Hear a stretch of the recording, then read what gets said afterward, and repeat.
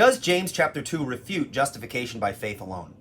The purpose of this video is to address the issue of justification by faith alone, and I'm not going to do a huge survey of all the verses and all of the argumentation that usually goes along in discussions like these. Rather, I want to focus in on the portion of Scripture that is usually touted by Roman Catholics who suggest that James chapter 2 is a kind of knockout punch to the Reformed doctrine of justification by faith alone. I don't think that it is. We will often hear by Roman Catholics something to this effect: the Bible does not teach that we are justified by faith alone. Instead, the only place in Scripture where the words faith alone appear is in James 2:24, and it reads the following: "You see that a person is justified by works and not by faith alone." Many Catholics will also be quick to point out that Martin Luther, the Protestant reformer, believed that the book of James disagreed with his precious doctrine of justification by faith alone, and so he rejected the book of James. However, regardless of what Martin Luther believed about the book of James, this really is irrelevant. The real point is whether the Bible itself teaches the doctrine, and I'm quite confident that it does.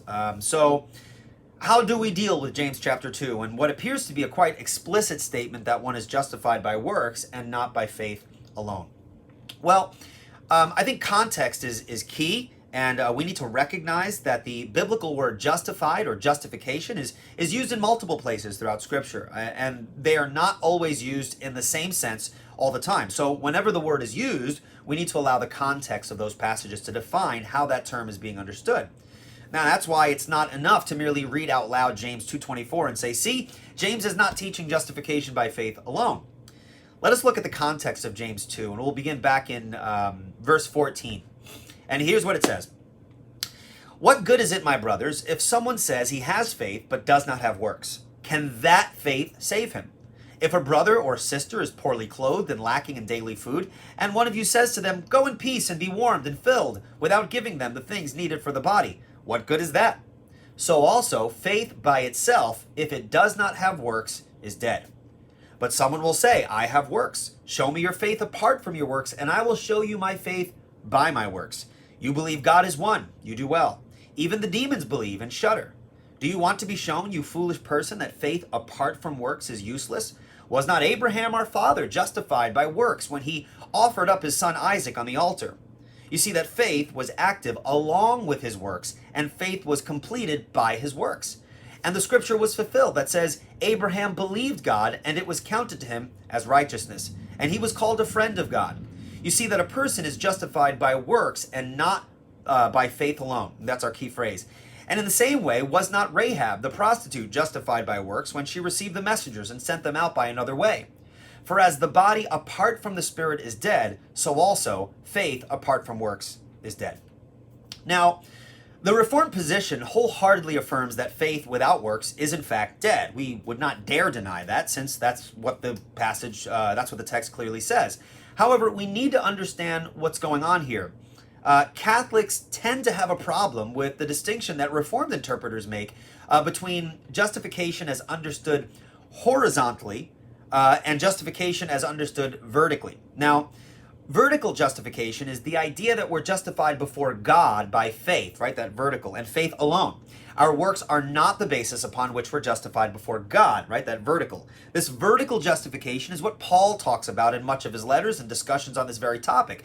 For instance, Romans chapter 4, verse 5 says, "But to the one who does not work, but believes in him who justifies the ungodly, his faith is reckoned to him as righteousness." This clearly refers to the vertical aspect of justification, since Paul says, "But to the one who does not work, but believes in him who justifies the ungodly." Who justifies the ungodly? Well, God does. So the vertical element there is clearly seen. However, in James 2, it's clear from the context that justification is being spoken of in that horizontal sense. That is to say, James is speaking of how we are justified before men. How do we know this? Well, verse 18. "But someone will say, 'You have faith, and I have works. Show me your faith apart from your works, and I will show you my faith by my works.'" This is clearly speaking in terms of men before other men. This makes perfect sense, since James really is concerned more about practical issues and focusing on how believers are to live and relate to others. You see, Paul, on the other hand, has a primary focus on justification in the legal sense. That's to say, he dealt mainly with the question of how one is made right before God. Now, if I can borrow from Martin Luther, the Protestant reformer, keeping his views on the book of James aside, I think at least he got this right when he said, "We are saved by faith alone, but saving faith is never alone.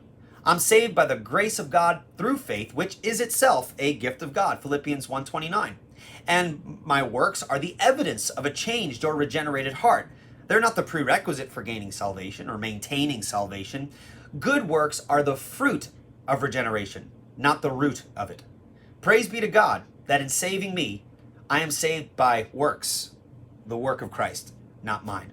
Now, I know more can be said here, and I know there are other counterpoints to be made, but I hope this at least clarifies some things up for folks that are having difficulty understanding the Reformed position. Well, thank you for listening.